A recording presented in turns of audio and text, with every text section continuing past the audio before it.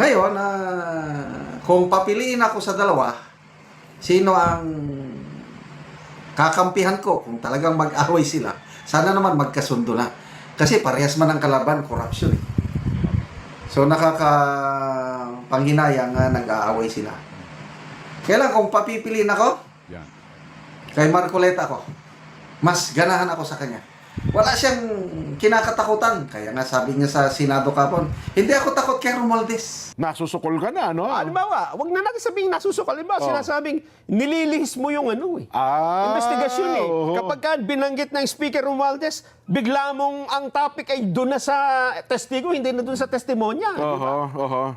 Kapag ka nanahimik ka ba doon, ano ang implikasyon kung ang pag-uusapan ay batas?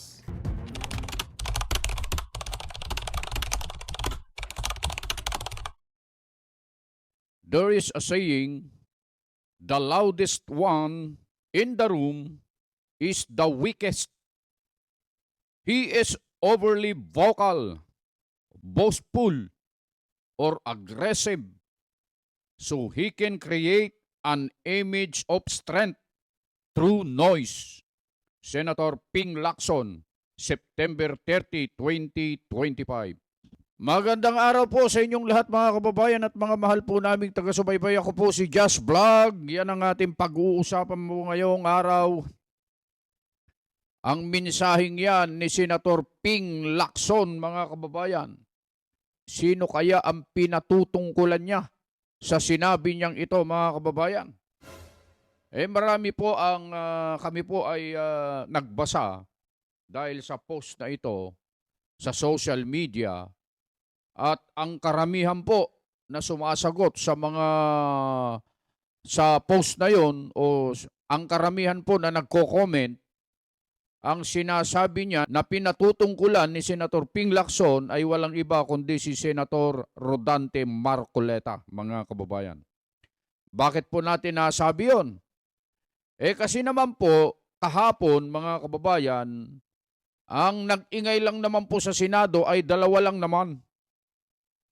Si Senator Chis Escudero na binanggit ang pangalang Martin Romualdez at saka si Senator Rodante Marcoleta na binanggit din ang pangalang Martin Romualdez mga kababayan. Pero hindi po nabanggit ni Senator Chis Escudero ang tungkol po sa pagdinig sa Blue Ribbon. Wala siyang nabanggit. Ang nakapagbanggit ng tungkol po dito sa investigasyon mga kababayan na isinasagawa sa Blue Ribbon at marami siyang binanggit ay si Senator Rodante Marcoleta. Sa makatwid, ang pahayag na ito o post na ito ni Senator Ping Lacson ay ipinatutungkol niya kay Senator Rodante Marcoleta mga kababayan. Ngayon, yan ang ating pag-uusapan ngayon. Ang sabi dito sa post, there is a saying, the loudest one in the room is the weakest. Parang niyang sinasabing, parang ganito yan eh. Yun daw pong maingay, parang lata, parang sa lata. Kapag ka daw maingay, walang laman, parang ganon. Parang sa tubig din. Pagka daw malalim ang tubig, tahimik. Pero pag mababaw, maingay. Pero itong sinasabi kasing ito ni Senator Ping Lacson, ang pinag-uusapan dito ay tungkol sa katotohanan. Ang pinag-uusapan dito ay yung totoo, yung tama, mga kababayan. Ano po ba yung totoo at tama? Hindi po ba tayo po ay nahaharap sa malaking problema po dito sa ating bansa dahil po dyan sa napakalawak na maalumalyang scam sa flood control projects na yan mga kababayan? Hindi po ba't yan ang problema ngayon na kinakaharap ng ating bansa? Pero kapag hindi ka po nag-ingay dyan, kapag hindi ka po kasi nagsalita dyan, alam mo yung tama eh. Alam mo kung ano yung totoo. Kapag ka nagsawalang kibo ka dyan at hindi ka nagsalita, walang mangyayari mga kababayan. Kapag magiging parang si Senator Lito Lapid lang silang lahat, sa kabila po ng napakaraming korupsyon na nangyayari, anong mangyayari sa bansa natin, mga kababayan? Kaya itong sinasabing ito ni Senator Ping Lacson, mga kababayan, hindi po uubra ito. Hindi pwedeng ganito sa mga iba nga po eh. Ang pananaw nila tungkol diyan sa sinabi ni Senator Ping Lacson, mamaya ipapapanood ko po sa inyo yung pananaw at sinasabi ng saganang mamamayan tungkol sa bagay na yan. Pero meron akong gustong ipapanood sa inyo na ito ay isang pananaw ng isang retired general ito, mga kababayan. Yung kanyang view at gusto ko pong i-share ito sa inyo, gusto ko pong ipapanood po ito sa inyo, credit po sa kanya itong video ito. Meron pong YouTube channel po ito, doon ko po nakuha ito. Meron po kasing mga point doon na sinasabi niya sa kanyang video na makita nyo rin kung ano yung nakita niya at yung punto niya tungkol sa usaping ito o tungkol dito sa post na ito ni Senator Ping Lacson, mga kababayan. Beno, di na natin patatagalin yan. Panoorin natin itong video ng isang retired general, mga kababayan. Ito. Hindi makaribat kay Marcoleta. Wala daw. Na-corner na daw itong si Senator Lacson kahapon sa mga patutsada ni Marcoleta, kaya hindi na siya makaribat. So, lumalabas sa mga comments na binasa ko dito, si Senator Marcoleta ang pinapatamaan ni Senator Lacson. He is very vocal, aggressive, boastful, so that he can create an image of strength through noise. Well, depende sa tao. Kung ako, congressman pa lang yan, si Rodante Marcoleta, hindi ko kilala yan. Narinig ko lang pangalan niya nung panahon ni PRRD, yung mga hearing tungkol sa ABS-CBN. Pinapakinggan ko siya sa kanyang mga pagtatanong, mga sinasabi. Sabi ko, ito ang maganda. Talagang bumilib na ako kay Congressman Marcoleta yung hearing ng ABS-CBN franchise.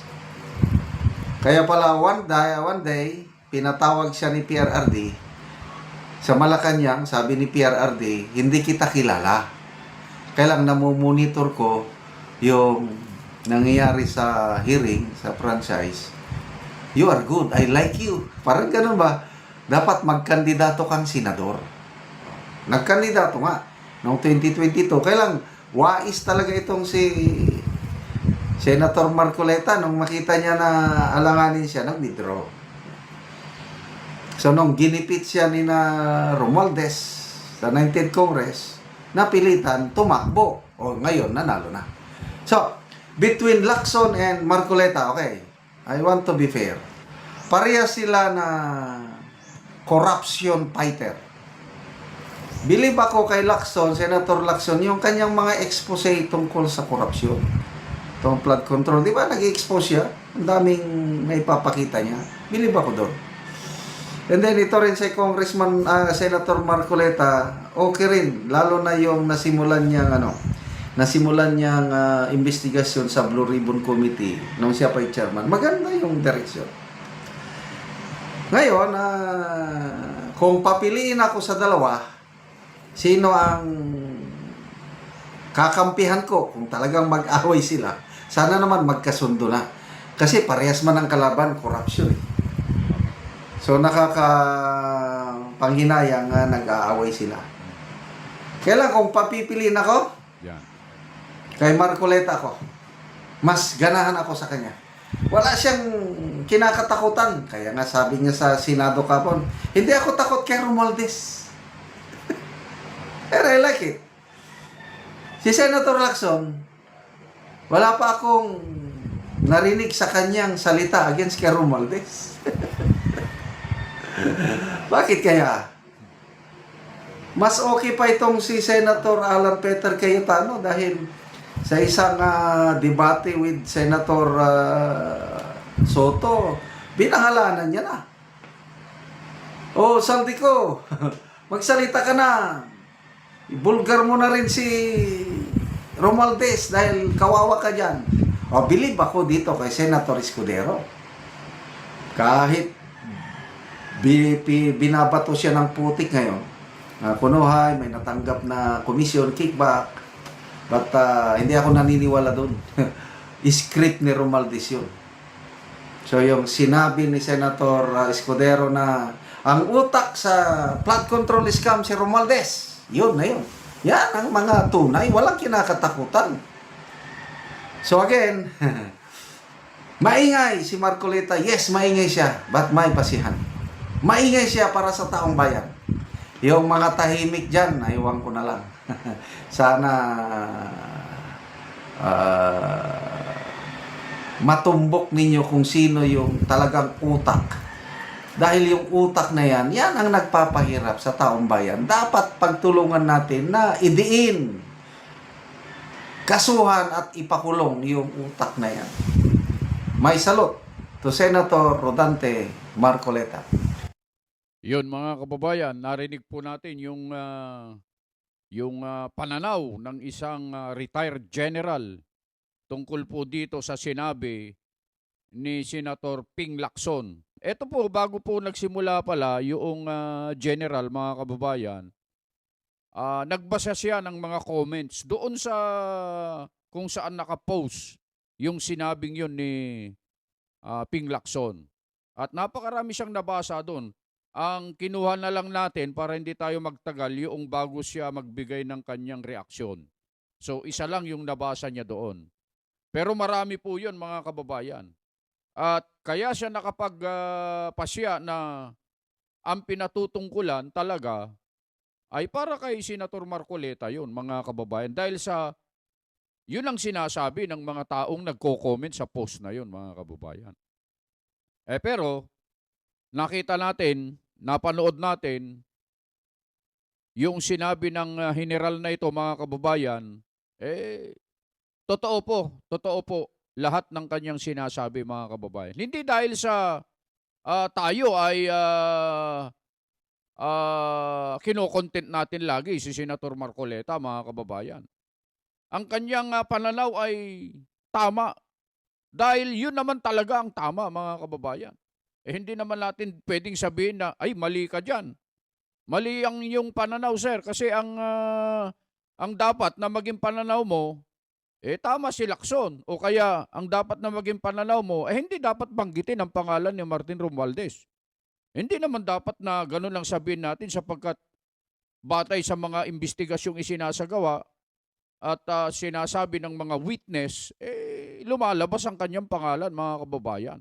Kaya dapat lang. Kaya salute din sa iyo sir sa iyong mga pananaw tungkol sa bagay na ito. Maraming salamat po at napapanood po ito ng ating mga kababayan at sana yung mga iba na hanggang ngayon ay ang ipinaglalaban pa rin ay hindi mo maintindihan kung ano ipinaglalaban kayo po ba ay lumalaban sa korupsyon o kayo po ba ay pinoprotektahan nyo lang yung mga idol nyo, yung mga gusto nyong politiko na kahit na mali na ang kanilang ginagawa sige pa rin sa pagtatanggol nyo sa kanila. Ganun po ba yun? Hindi po dapat magkaisa po tayo doon sa iisang layunin na ang nilalabanan po natin ay tungkol sa korupsyon, mga kababayan. Sino ka man? Anong kulay ka man? Mga kababayan, iisa po yung dapat na direksyon natin. Hindi po tayo dapat mag-away-away, mga kababayan. Eto pa, mga kababayan.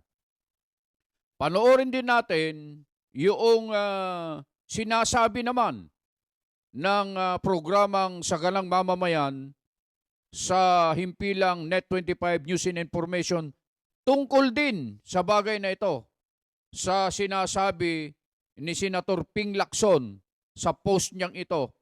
Ano po ang masasabi ng mga angkor dito sa Sagalang Mamamayan tungkol sa bagay na ito? Panoorin natin ang sabay-sabay ang bidyong ito mga kababayan. Sa isang digmaan dyan, sa isang sa labanan ng tama at mali, hindi ka pwedeng manahimik eh. Ganun ba? Kasi kung naglalaban ng tama at mali at nasa gitna ka, Oo. anong tawag sa'yo? Malahininga. Di ba? Tama at mali na nga eh. Hindi, Dapat- pero sabi yung ni Senador, Oo. ang isa daw maingay para bagang nagpapanggap na kulturano, marunong, magaling. Pero ang totoo, Walang laman. walang empty ano daw yun di ba? Empty can. Oo. Kasunod din yan nung mga ang tubig na malalim ay tahimik. Oo nga Ang naman. tubig na mababaw Malagaslas yan, ano? ay maingay. Oo. Pero mga kababayan, yan ay tama kung ilog. At yan ay tama kung lata. Ganon. Pero kung yan ay salita ng isang tao, pakikinggan muna. Ay, siyempre. Para malaman mo kung may laman o walang laman. Kung may punto nga ba, wala. Oo. Hindi sa bawat pagkakataon ay ituturing mo na ilog at lata yan. Ha? Na basta nag-ingay, ay nako, maingay yan. Ibig pa sabihin nito, mananahimik na lang tayo lahat. Dahil ayaw nating maging walang laman na lata o tayo mababaw na ilog. May Hindi po pwede. May pasaring. Saan na ba yun? Teka lang, ha? Oo. Ito. Hindi po pwede na alam natin ang tama, mananahimik tayo. Oho. At hahayaan natin na manaigang kamalian, di ba? Oho. Dahil lang sa takot natin na masabihing tayo mababaw, dahil merong kasabihan na ang mababaw na ilog ay maingay, mananahimik tayo. Hindi po ganon. Ayun. Hindi ba? Ano bang sabi, Jen? May kasabihan na ang pinakamaingay ang siyang pinakamahina. Yon. Hindi naman tinukoy na Senator Ping kung sino yung kanyang tinutukoy, pero nagpahiwatig na siya, nagpahiwatig siya na isa daw po itong lalaki. Lalaki. Kala ko lalaki pa. Baka lalaki. Kala ko lalaki. Oho. Ayon po sa kanya, Aha. pinakamabuting paraan para hanapin ang ganitong uri ng tao ay huwag lang itong bigyan ng atensyon Ayun. at hayaang tumayo sa isang bakanteng plataforma, vacant platform. Ayan. The Ayun. loudest one in the room is the weakest. Aha. Meron pang nauna yan eh. Ha? Meron pa ba? Mas nauna pa yan dyan eh. Ha? Yung, ang sabi niya dyan eh, yung silence daw. Ang pinakamabisang reaction sa isang walang kakwenta-kwentang bagay daw. Gano'n. Yun. Marami ang nag-ingay kahapon sa Senado. Sino ang Ako naman, hindi ko masabing... kasi ang naging hinuha agad nila, Nelson, para bagang pinatutungkol agad kay Senador Marcoleta yung mga papyaw na yan. It doesn't yung mga pasaring. It doesn't matter, Jen. Kung sino. Oo. nga. Dahil lang nangyari lang ho kahapon, ay binanggit ang pangalan ni Speaker Romualdez. Oo. Yun lang ang matunog kahapon. Yun na nga. At pagka ikaw ay nanahimik, pag narinig mo yung pangalan na yun, baka mapagbintangan kang, ikaw ba ay isa sa mga sumusunod sa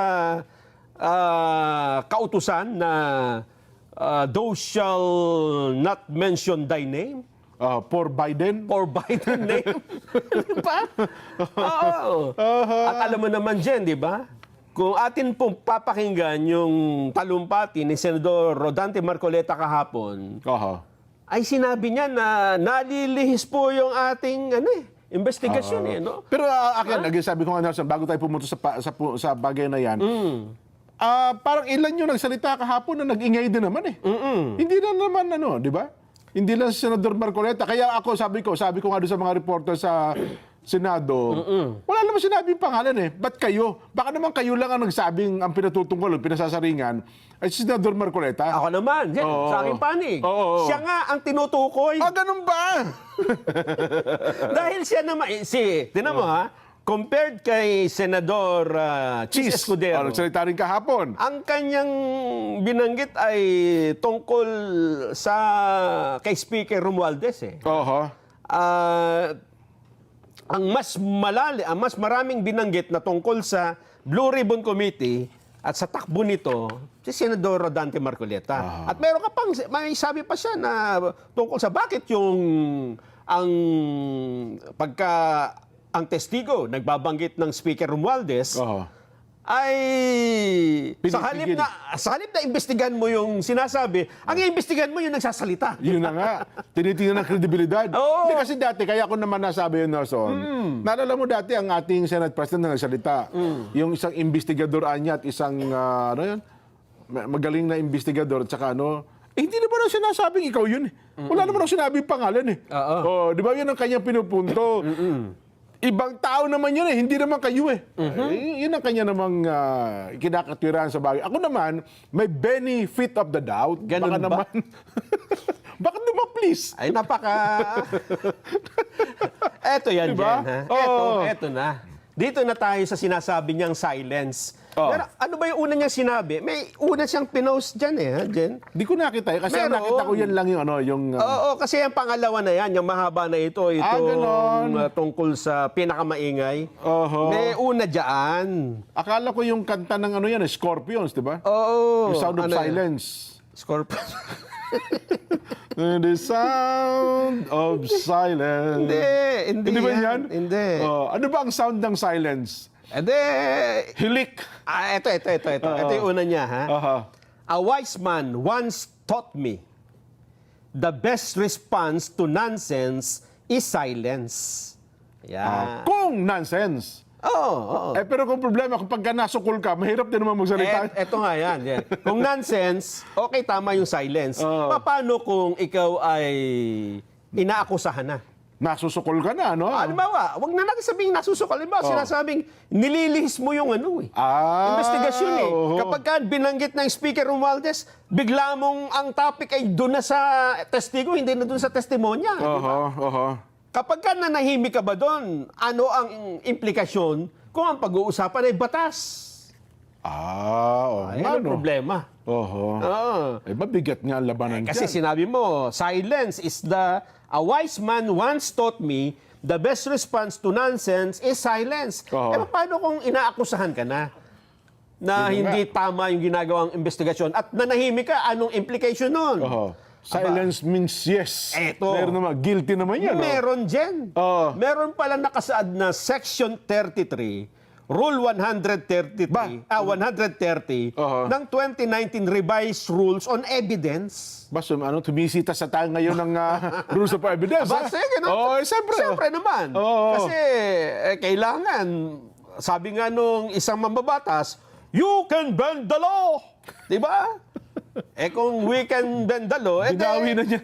mas maganda nang sundin natin ang law, di ba? Binawi na niya. Ayan, no? A wise man once taught me the best response to nonsense is silence. Ayun. Ang problema niyan, paano kung hindi nonsense? Paano kung inaatake ka? Paano kung ikaw ay pinagbibintangan? Oho. Pagka nanahimik ka, ibig sabihin niyan, inaamin mo dyan. Batay sa revised rules on evidence. Yun na nga. Ang tawag po dyan ay ang principle ng admission by silence. Ha? Ibig sabihin, narinig mo. Oho. Yung paratang, nandyan ka. Oho. May pagkakataon kang magsalita. May pagkakataong sabihin, hindi po yan totoo. Ha? Gusto ko lang po sabihin na hindi huda.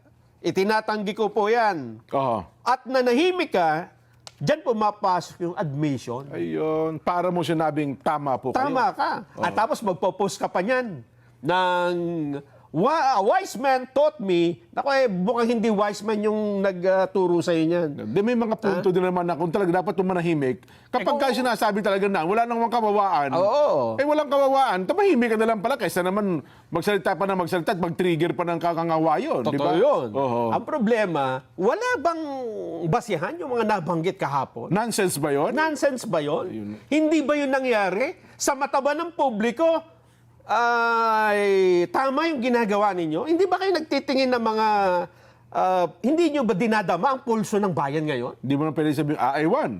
Hindi ba? Di ba? Hindi pwedeng A1 yun. Hindi Oo. pwedeng tahimik din. Ang problema, pagka nagmatigas kayo sa issue na ito, ito na yung dahilan ng inyong pagbagsak din. Ha? Pagkalugmok ba yan? Pagkalugmok na ito. Ganon. Kasi yan ang nakikita natin sa iba dyan. Yung bang, anong tawag doon?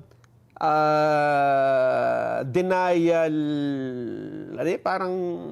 Denial. Parang itinatanggi, parang hindi ka makapaniwala na nangyayari ito. Denial syndrome? Oo, Ganun parang ba? ganun. Oh. Parang sinasabi mo, hindi. Parang hindi Ang naman. gusto, tama yung ginagawa ko. Gusto ng tao yung ginagawa ko. Tama lang. Yun nga, denial syndrome ngayon. Yan hindi niya matanggap na nangyayari pala yung mga bagay. Pero yun talaga nangyayari pala. Kasi, tingnan mo naman. Tingnan nyo po, pagka kayo ang nag-post, social media lang muna. Oo, social media. At tiningnan mo yung mga comments, kahit sa page, kahit sa sino mag-post niyan, kahit anong dyaryo, Oo. makikita mo. Yung reaction, baliktad eh. Makikita mo yung reaction. Oo. Tapos, i-click mo yung mga profile dyan. Kung totoong tao ang mga ito. Oo. Tingnan mo, suriin mo kung ito ba'y gawa-gawang profile lang o totoong tao. Makikita mo mga totoong tao. Karamihan, totoong tao. Oo. Yes. Pero kapag kami sumang-ayon ng konti, dinumero eh. Ayun. Tapos lock profile. Walang yung bang yung makikisaw-saw lang. Tapos ang friends niya, 3, 4, 5. Ayun. At sila rin yung nagko-comment. Halata mo eh. Kahit sa YouTube, dinumero ang pangalan. Di ba? Alam mo kung walang mag-a-advise sa kanila, yung talagang honest advice, masisira ang political career ng mga ito. No? Sayang. No? Well, ako isa sa mga nanghihinayang talaga kung ang pag-uusapan natin. Alam mo, yung Senator Ping Lacson, presidential talaga yan noon pa. Ano ha? Ganun nga lang talaga nangyayari. Yun ang ayun ang pulsyon ng taong bayan. Hanggang doon na lang ata. Pero sana, makabawi-bawi ngayon, panahon ito. Pero mukhang hindi rin, no? Mukhang napipigilan. Hindi natin alam kung bakit eh. Mukhang bumawi na siya, Jen. Ganun ba? Bumawi. May latest ba ngayon? May latest. Hinahanap, tumitingin ako social Sandali, media ha? kanina, parang... Kasi di ba noong isang araw, ang sabi niya ay, iimbitahan ba si... Dapat din kahapon, di ba? yes. So, Sinabi rin ni Senator Marcoleta na, bakit kapag ang ipapatawag, Saldico, iimbitahan natin, may parliamentary courtesy. Di ba nabanggit ko? yes. Baka may part pa tayo yun na natitira, baka para maiparinig uli natin. Ha? Yung parliamentary courtesy, samantalang ang pinag-uusapan yan, napakalaking issue. Yes. Samantala, pwede namang imbitahan yan. Invitation lang, hindi naman sabihin eh, no? Oo, kaya lang sabi nga ni Senator Lacson, hindi natin pwede imbitahan. Bumawi na siya dyan ngayon, Jen. Ganon. Na siya. Bakit dati naman siya, minsan may mga ganon, di ba? Pagka nare-realize na nakalipas sa isang araw, mukhang may punto ka naman pala, sir. Di sige, sundin natin yung gusto. Pero ngayon, meron ngayon na ata iimbitahan na. Hindi lang si Saldico, Jen. Yes. Hindi lang si Saldico. Kahit na siya ay hindi na mambabatas, ha? Oo. Alam mo ba kung sino pa ang iimbitahan? Iimbitahan ang dating speaker. Eto. Yes. Pakinggan natin. Senador Panfilo Lacson. Sige nga. Sa susunod na pagdinig, kung magkakaroon kami ng pagdinig, papadala na namin siya ng invitation letter doon sa kanyang address. Now, alam naman natin nasa abroad siya, so hindi yung sisipot. Pag hindi siya dumating, papadala namin ng subpoena, at pag hindi sumipot, may show cause order. Pag hindi satisfactory ang kanyang show cause order, ipapakontempt namin siya at pa-issue namin siya ng warrant of arrest. Ngayon, kay Speaker Romualdez, kasi nga nabanggit na yung pangalan niya, well, pwede ko i-course yung aming invitation kay Speaker Bogie D. Hindi namin ipapadalang diretso kay dating Speaker Romualdez. Yun ang tinatawag na interparliamentary courtesy na hindi maintindihan ng iba naming kasama. Ang interparliamentary courtesy, according dito, doon sa institusyon na nirepresenta ng individual congressman. Hindi hintay kasi akong bagong development na kasi pwedeng merong mga panibagong mga issues o kaya bagong discovery, ika nga, na makakatulong pa sa pagdinig ng... yun ang inintay ko, kaya hindi ako mapag-set pa ng definite date kasi may mga gano'n na. At pagka na-develop yon at kompleto yon, tatawag ko ng pagdinig and rest assured, pa-issuean ko na ng invitation si ex-congressman Saldico. Ayun. So meron pa palang Sir Nason, may gapangan pa palang nangyayari ngayon. May gapangan na nangyayari. Naghihintay na development? Oo. Ano ba hinihintay na development na? Hindi sa isang palasak na salita, sa usapang kanto yan, may ginagapang pa kami. Ayun. Ayun kaya ay magpapabigat dun sa inaakusahan? O ito ay babaligtad dun sa... Ay, abangan ng mga abangan ng... bilang isang pulis, alam naman ng mga pulis yan eh. Kung sino ang credible at saka incredible witness. Kaya lang pagka ganun, Jen, naghihintay ka ng testigo para dun sa akusado o dun sa inaakusahan, para ba inamin mong di ba? Para ba inamin mong Baka kasi may magsalita against Gutesa. Ayun nga. Bakit yun hinihintay mo? Di ba? Well, Hindi, akala ko ba tinutunto natin kung sino ang... Hindi, dapat ituloy nyo na ituloy. Kasi, totoo naman, Nelson, sa kabilang banda, kung titingnan natin ang sitwasyon, nalilihis naman talaga. Kasi ang layunin talaga natin yan, resolbahin yung flood control anomaly. Ngayon, nagsanga-sanga saan na napupunta. Di ba? Imbestigahan mo yung nagsasalita, yung testigo. Malilihis nga tayo. Yung bang SunWest, natanong nyo na dyan? Mukhang tahimik Na hindi nyo pa nga natanong nyo na ba yung iba, yung 15? Si Kirante na unang humarap dyan. Umamin din na ang dami niyang proyekto. Oo. Nakausap nyo na ba? Meron namang... Kasi sabi ng Pangulo, 15 lahat di Kaya ba? nga. Pero out of 15, parang Sims, ano pa ba isa? Yung dalawa lang. Sims Yung tatlo at saka- lang. Si Wawaw, si Wawaw. Sims, at yung Diskaya. Sila lang. Ganun ba? Di ba? Nanonood tayo. Wala namang ibang Wala kontratista. parang hindi yung isa, yung kaso na pumalpak pa ata yung babae. Yung sa Si Mina Bina Jose. Mina Jose. Wala pa palang ano yan, mukhang sabit. Kumbaga nasabit lang sa issue. Kaya nga. Di ba? Oo. Pagka ho ganon, halatang halata naman, di ba? Oho. Pagka sinabi mo, hindi muna tayo mag-iimbestiga kasi hihintay pa natin yung iba. Anong hinihintay nyo? Yung mga iba hindi nyo pa natatanong eh. Oho. Nako. So, ano tayo? Wala pa schedule ngayon. Hinihintay pa nga yung Kasi ang ibang... balita ko, baka sabi Thursday daw eh. Hinihintay. Thursday. Hinihintay pa yung magpapasinungaling kay Gutesa. Baka naman magpapatibay naman. Dapat gano'n. Dapat, oo nga. Dapat. Pero ako, Jen, ba't mo hihintayin? Ang dami nyo pang hindi nga natatanong.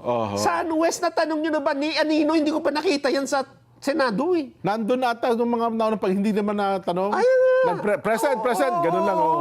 Tapos, Sa West, yung Kirante, isang beses lang natanong. oo nga, muntik pa, hindi pa Mukhang maraming. maraming ghost project yun dyan eh. Marami atang gustong sabihin, hindi lang niya masabi. Oo. Kasi, ang gusto lang magtanong, senador ba ito? Nagkakaintindihan sila ng salita. Kasi pagka ganyan po, talagang mabubuo ang konklusyon ng tao na mukhang ano nga ito? Wala tayong maaasahan dito, di ba? Mukhang sinusugan na rin, Nelson, ng Malacanang.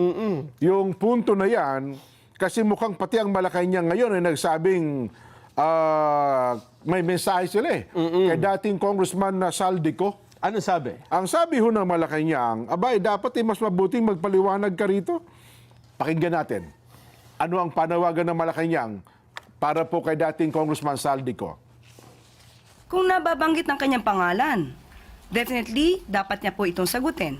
Dahil kung hindi niya po ito masasagot at iiwasan niya, lalabas lamang po siyang guilty. So, mas mainam po na maipaliwanag niya ang kanyang side.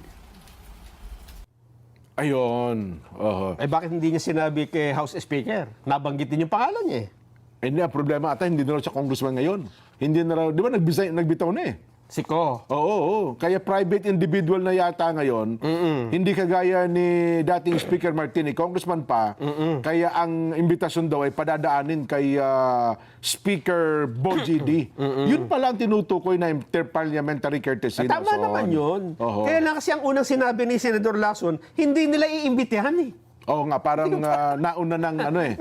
May nauna na sinabi na hindi pwedeng imbitahan. Tapos siguro na-realize niya, dapat imbitahan natin. Kasi binanggit kahapon yun eh. Kung ayaw ng imbitasyon, wala tayong magagawa. Piniliwanag naman kahapon yun eh. Totoo. Oo.